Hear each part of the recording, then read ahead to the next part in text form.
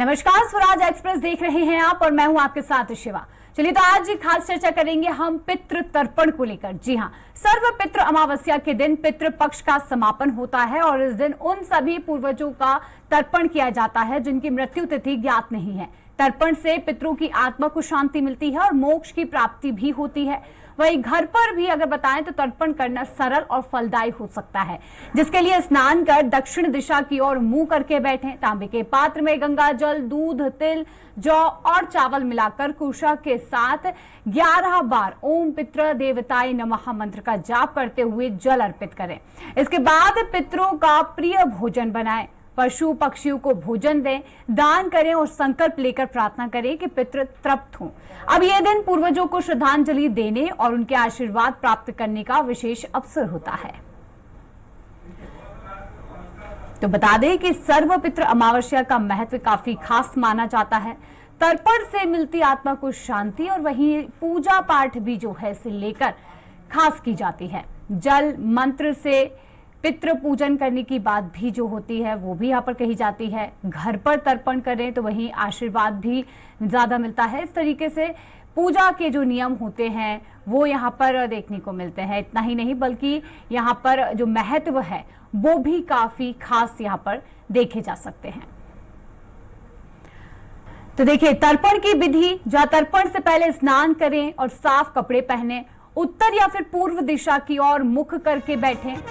वही बता दें कि एक पात्र में शुद्ध जल लें और उसमें तिल और चावल मिलाएं और मन में अपने पूर्वजों को याद करें और उनके प्रति श्रद्धा भाव रखें और जल को अपनी उंगलियों से या फिर पात्र में लेकर धीरे धीरे उत्तर दिशा में आपको प्रभावित करना है और इस दौरान मंत्र का उच्चारण करें, जैसे कि ओम पितृ दैव तर्पितो नमः।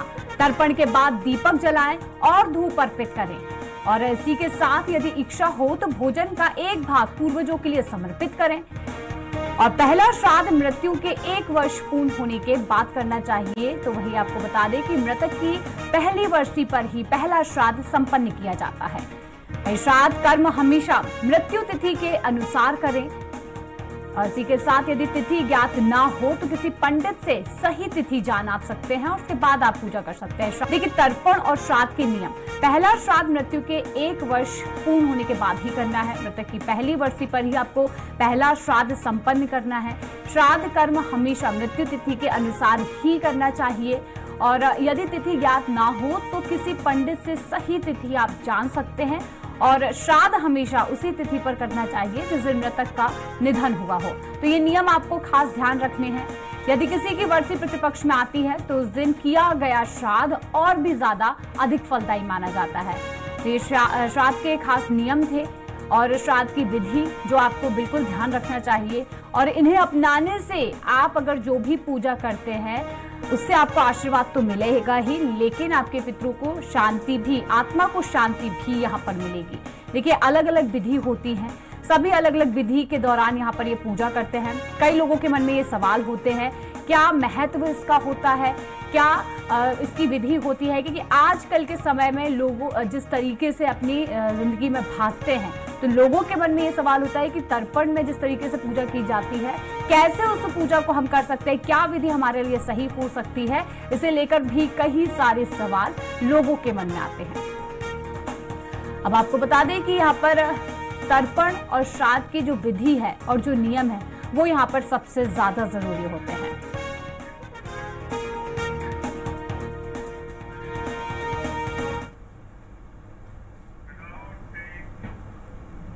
और अब यही जानने के लिए हमारे साथ 2 ज्योतिषाचार्य जुड़े हैं जो कि पितृ पक्ष को लेकर हमें जानकारी देंगे। क्या है इसका महत्व और क्या है नियम, ये हम जानेंगे। तो देखिए, पंडित प्रिय शरण त्रिपाठी जी जो कि ज्योतिषाचार्य और अक्षत व्यास ज्योतिषाचार्य, मैं दोनों का ही स्वराज एक्सप्रेस पर स्वागत करना चाहूंगी।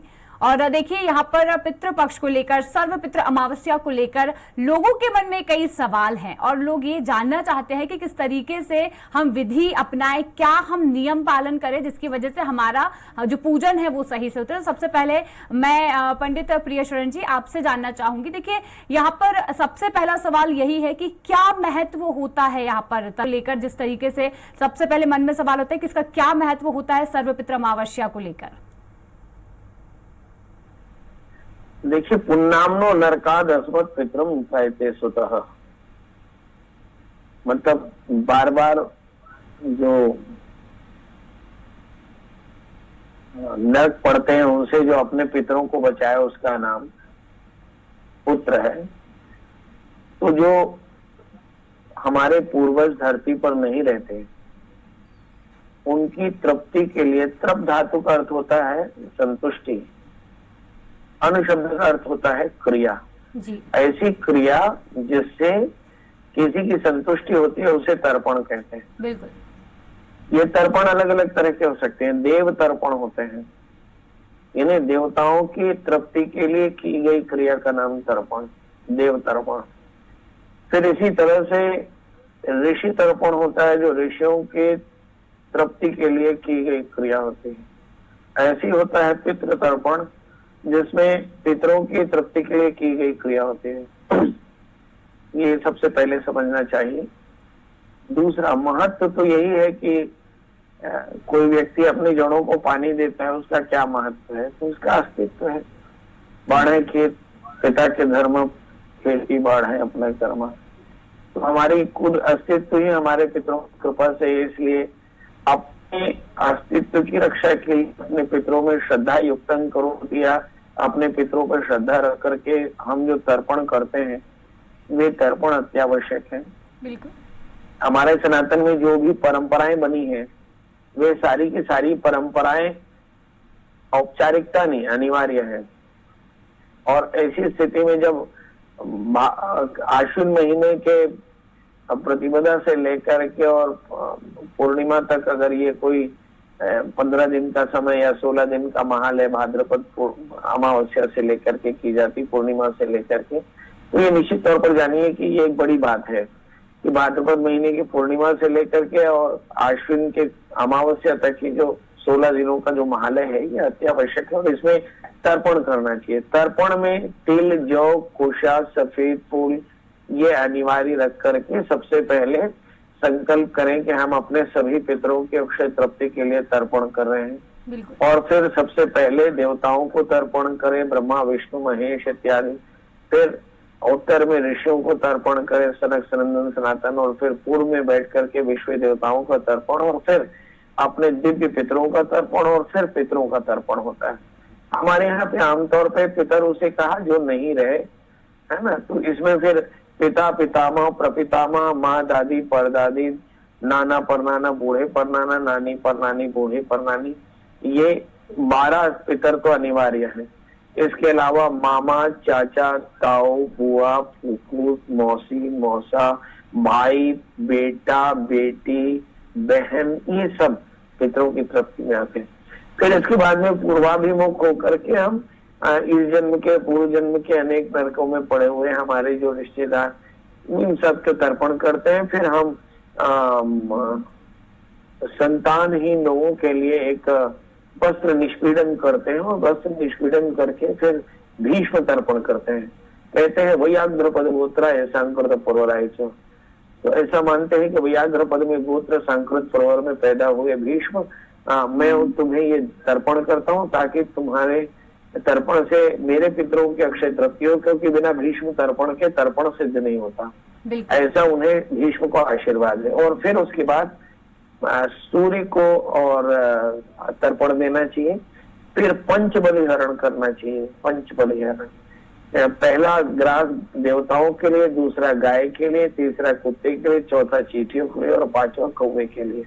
इन 5 ग्रास दे करके और फिर ब्राह्मणों को भोजन करावे और फिर उसके बाद में आहार दें। इस क्रम से पितृ तर्पण करना चाहिए। बिल्कुल प्रिय शरण जी, देखिए आपने बेहद अच्छी यहाँ पर तरीका बताया। और जैसे कि लोगों के मन में सवाल यही होता है कि महत्व क्या होता है, तो ये भी उनके मन में जरूर जो सवाल था उसका जवाब ये आपने भी दिया। चलिए हम अब अक्षत जी आपसे पूछना चाहेंगे कि देखिए यहाँ पर आजकल का जो समय है, लोगों की दिनचर्या है, जिसकी वजह से उन्हें ये नहीं पता होता है कि हम किस विधि से पूजा करें। तो इस पूरे जो तर्पण की विधि होती है, किस तरीके के किस रंग के कपड़े पहनना चाहिए, कैसे दिन की शुरुआत में आप पूजा की शुरुआत कर सकते हैं, तो ये पूरा विधि विधान जो है वो आप थोड़ा जानकारी दीजिए।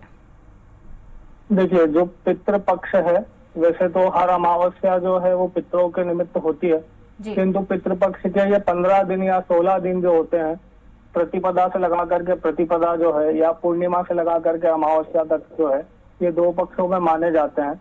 और ये जो पक्ष है, ये जो दिन है, पितरों के लिए महत्वपूर्ण होते हैं। इसमें पितृ जो है वो हमसे आशा करते हैं, अपेक्षा करते हैं कि हमारे जो पुत्र पौत्र आदि जो पृथ्वी पर जीवित है वो हमारे निमित्त कुछ करें। बिल्कुल। हमारे यहाँ धर्मशास्त्र में मान्यता है कि जो हमारे पितृ या पूर्वज जो चले जाते हैं, जिनकी मृत्यु हो जाती है, वो पितृपक्ष में वास करते हैं। तो पितृपक्ष क्या हुआ? पितृपक्ष ये हुआ कि चंद्रमा का ऊर्ध्व धरातल, जिसे आप अंग्रेजी में डार्क साइड ऑफ मून भी कहते हैं, तो वहां पर पितरों का वास होता है।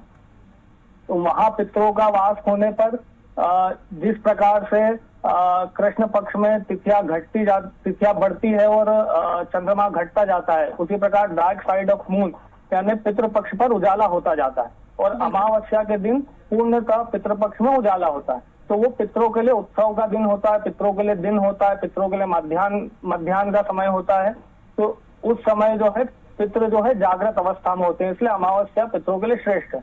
उसमें भी धर्मशास्त्र में आश्विन की जो अमावस्या है उसे विशेष बताया है।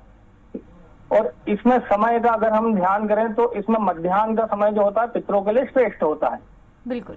और जैसा आप श्राद्ध के या तर्पण के नियम आदि या इसमें दिनचर्या की आप बात करें, तो जिस भी दिन हमारे जो भी आखिरी पूर्वज गए हैं, हमारे पिता हो सकते हैं, दादा हो सकते हैं, आदि परदादा भी हो सकते हैं, तो जो उनकी तिथि पड़ती है, जिस तिथि पर गए हैं, इस पर हमें तारीख पर ध्यान नहीं देना है, तिथि पर ध्यान देना है। मान लीजिए कि अष्टमी पर गए हैं, तो अष्टमी के दिन हमें जो है अवकाश रहते हुए और सुबह ब्रह्म मुहूर्त में उठ करके हमारे दैनिक जो भी कर्म आदि हैं उससे निवृत्त होकर के तर्पण आदि करना चाहिए। तर्पण में जैसा त्रिपाठी जी ने बताया कि हम जो है देव तर्पण करते हैं और ऋषि तर्पण करते हैं, मनुष्य तर्पण करते हैं और पितृ तर्पण करते हैं। ये 4 प्रकार के तर्पण होते हैं। और ये तर्पण के पश्चात हम ब्राह्मण भोजन, गौ ग्रास आदि पंच बलि जिसे हम कहते हैं, जिसमें गौ बलि हम देते हैं, गौ बलि के बाद में हम श्वान बलि देते हैं, और पृथ्वी पर स्थित जो चींटियां अन्य जीव है उनके लिए हम जो है बलि देते हैं। इस प्रकार से 5 बलियां जो है ये हम देते हैं। और ये जो कन्या का सूर्य लगता है, कन्या राशि के जो सूर्य है, इससे लगा करके वृश्चिक के सूर्य में, और मुख्यतः जो कन्या के सूर्य होते हैं ये काफी प्रचंड होते हैं। कुआर की गर्मी के बारे में आपने सुना होगा, अश्विन की जो गर्मी होती है काफी तेज गर्मी होती है। तो इसमें जो हम पिंडों पर जल अर्पण करते हैं वो सूर्यनारायण भगवान साक्षात सोख लेते हैं उसे। तो इसे हम मानते हैं कि पिंड दान, जो हमने पिंड पर जो भी जल या हमने अंजलि दी, वो पितरों ने उसे ग्रहण कर लिया। और ये पितृ जो है अंशात्मक रूप में हमारा किया हुआ जो भी कार्य, चाहे हमने गाय को ग्रास खिलाई हो, चाहे हमने जो है ब्राह्मण को भोजन कराया हो, चाहे हमने जो है जल दिया हो, ये सब अंशात्मक रूप में ग्रहण करते हैं। इससे उनके बल में वृद्धि होती है। देवताओं की पूजन सभी लोग करते हैं, उससे देवताओं के बल में वृद्धि होती रहती है, लेकिन पितरों को केवल हमसे ही आशा अपेक्षा रहती है, इसलिए उनकी पूजन विशेष होती है। बिल्कुल। देखिए प्रिया शरण जी से मैं जवाब लेना चाहती हूँ। प्रिया शरण जी, खास तौर पर किन बातों का ध्यान रखना चाहिए, क्या करें क्या ना करें? क्योंकि देखिए नियम जो होते हैं वो ज्यादा जरूरी होते हैं। लोगों को ये लगता है कि अगर हम कुछ गलत कर देंगे तो शायद हमारी पूजा में विघ्न हो जाएगा। हम अगर कुछ सही करते हैं तो हो सकता है कि हमारी जो पूजा है वो पूरी फलदायी हो जाएगी। तो ये सबसे ज्यादा अहम लोगों के मन में सवाल होता है। मैं अगर कहूँ बुरा न माने तो आपकी बोलते ना जान के अमान हो तो अर्ज करूं, क्योंकि सबसे बड़ी प्रॉब्लम ये सोशल मीडिया है। जो ऊजू का दूजू पानी का पापा मनुष्य का दादा बताती है ना। 10 रुपए की किताब मिलती है देवर्षि पितृ तर्पण, वो रखिए और आपको उसमें बहुत विस्तार से सारी चीजें मिलेगी। एक भोजी भूमिशाही भूतो ब्रह्मो पराशुचे। यदि आप ना समझ रहे हो तो श्रद्धा युक्त भी करें तो बात समझ में आएगा। मुझे सोशल मीडिया में जो प्रचंड आवाज चल रहा है ये बड़ा कष्टदायी है। किताबें हैं 10 रुपए की, पढ़ लीजिए, बहुत अच्छे काम किए हैं और इनमें सब कुछ लिखा है कि कैसे हमें जनेऊ पहनना चाहिए, तर्पण किस तरह से करना चाहिए, जलाशय में जाकर कब तर्पण करें, घर में तर्पण करें तो कैसे करें, क्या क्या द्रव्य लगते हैं, किस काल में करना चाहिए, सब लिखा है। उस मेरा सबसे पहले मानना यह है कि जो सोशल मीडिया की ज्ञानी है, कान में बाली पहन करके और हेयर स्टाइल लगा करके और शास्त्रीय बातों की प्रवंचना करते हैं, इनको इन विडंबकों से तो पहले बचे। ये भयानक है, सनातन के लिए भयानक है। ये किसी एक विषय पर नहीं, सभी विषय पर बोलने लगे हैं। जिनके पुरखों ने मंत्र का आश्रय लिया, वे मंत्र का निर्माण करने लगे, ये भयानक है, इससे बचे। नंबर 2, किताबें हैं हमारी, आर्ष किताबें हैं, किताब की दुकान में जाइए, देवर्षि पितृ तर्पण किताब लेके आइए, उसमें सारी विधि लिखी है, वे मंत्र भी लिखे हैं जिससे आपको संकल्प करना है, और कुछ नहीं तो किसी विद्वान आचार्य को बुलाकर तर्पण कर लीजिए। सावधानी इतनी ही रखनी चाहिए। दूसरा, श्रद्धा युक्त करोति है, श्रद्धा के साथ करना चाहिए। तीसरा, शुचिता, पवित्रता होनी चाहिए, चाहे खाना बनाने में हो, चाहे जल का संग्रह हो, चाहे वस्तु का संग्रह हो। चौथा, श्रद्धा औपचारिकता नहीं है, इसलिए कल्याण के हेतु से करना चाहिए।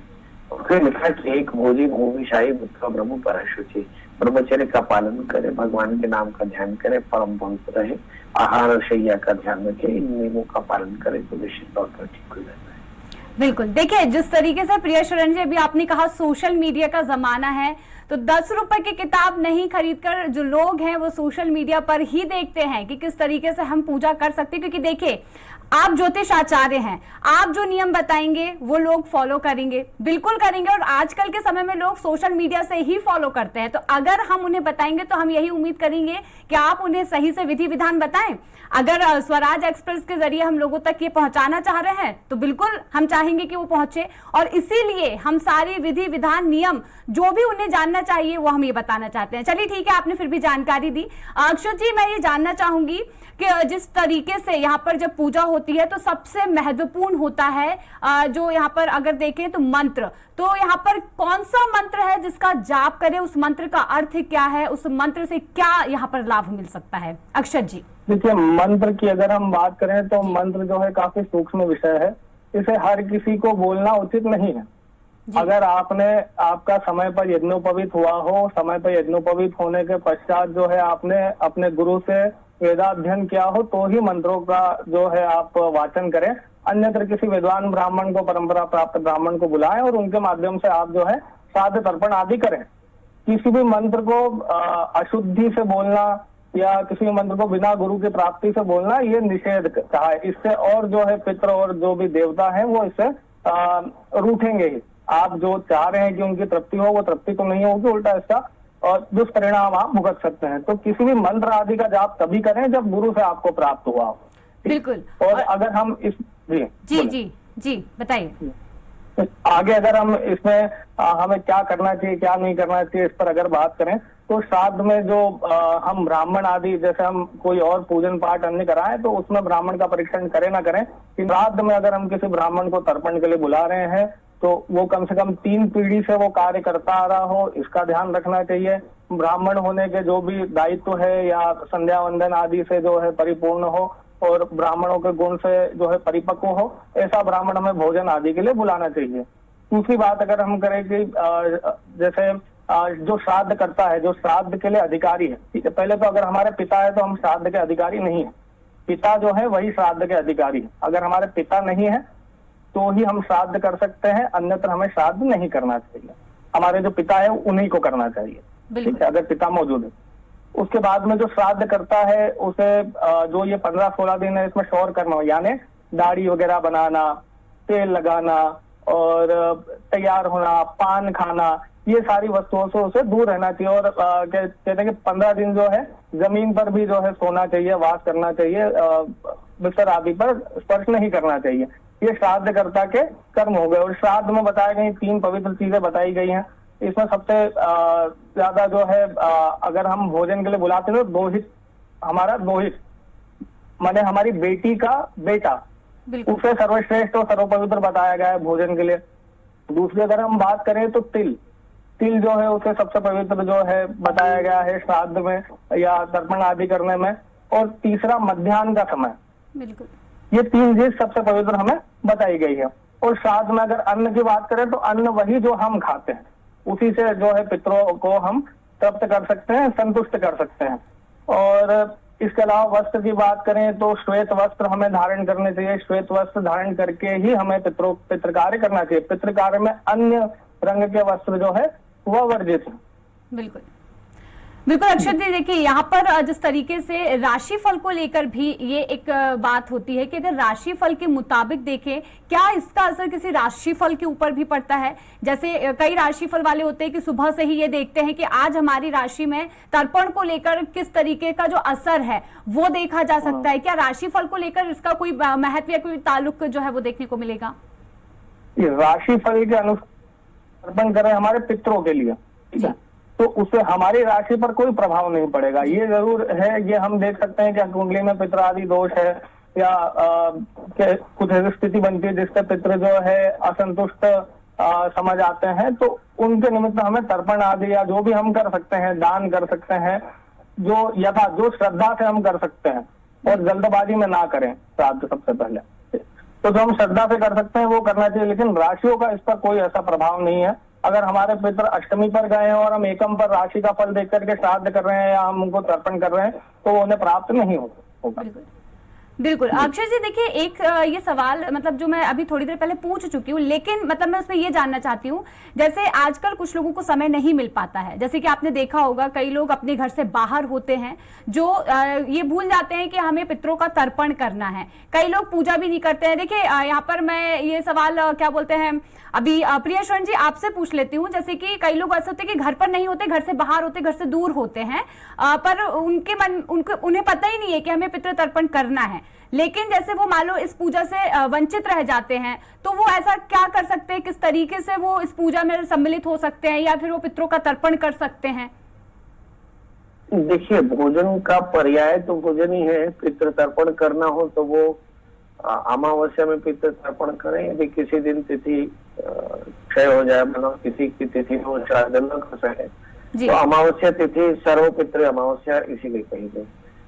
पितृ तर्पण का कोई विकल्प नहीं है। जैसे भोजन का विकल्प भोजन है, वैसे पितृ तर्पण का विकल्प पितृ तर्पण है, पितृ श्राद्ध का विकल्प पितृ श्राद्ध है। अब यदि आप बाहर हैं तो भी आप किसी जल स्थान में बैठ करके एक चुल्लू पानी लेकर अपने पितरों को तर्पण दे सकते हैं। एक ये तो आपके प्रश्न का जवाब हुआ जी। दूसरा जो आपने जो आग्रह किया, सोशल मीडिया मतलब स्वदेश आज तक नहीं।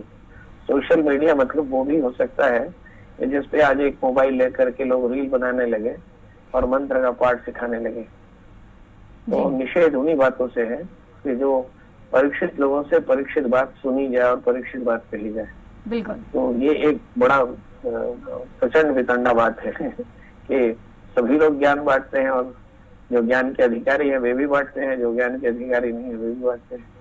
अब सवाल यह है कि सुनिए सबको जाता है। तो आग्रह यही है कि आप उन्हीं से बात समझिए जो बात जानते हो। अनाधिकारी से ज्ञान देने से आपको तकलीफ है।